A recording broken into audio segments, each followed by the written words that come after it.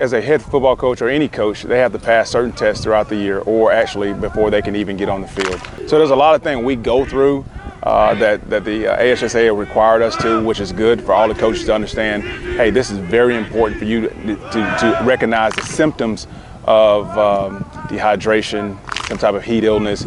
So we've been grilled a little bit about it, and every coach has to pass those tests.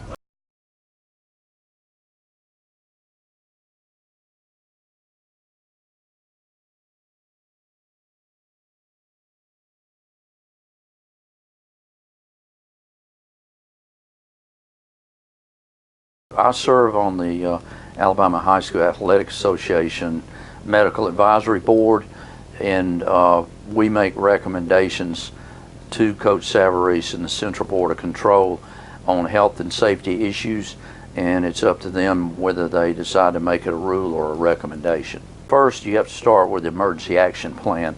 To have an action plan when you do have an athlete that's going into exertional heat stroke.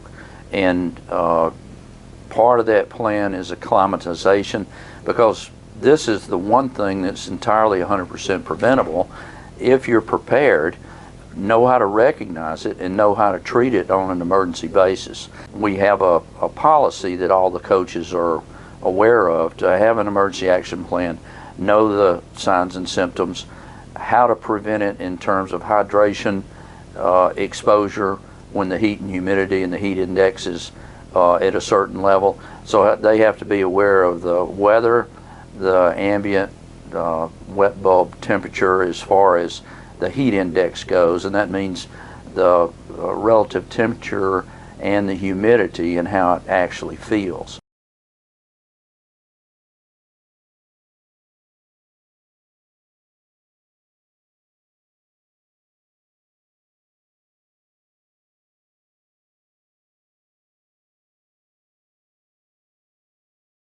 Our bigger guys, the guys that carry a little bit more weight, we got to make sure we watch them closely. It's very important for them to understand where they are, and they need to know their bodies and understand what they have to go through. But the coaches have to watch them. And if you see a guy struggling a little bit in a conditioning drill, make sure you don't push him too hard as far as understanding that he can't go anymore.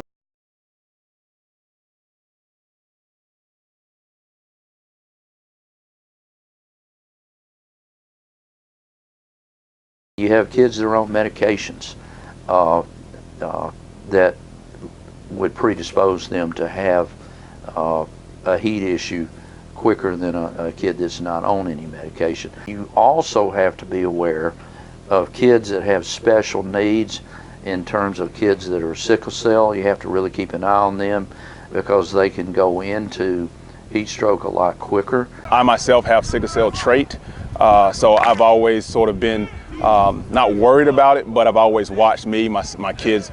They're athletes, they run, they're in track, they're in soccer, so I'm always watching my own kids. So I know it's important to watch other kids as well. But sickle cell trait is something that I have, and so it's a little, it's personal.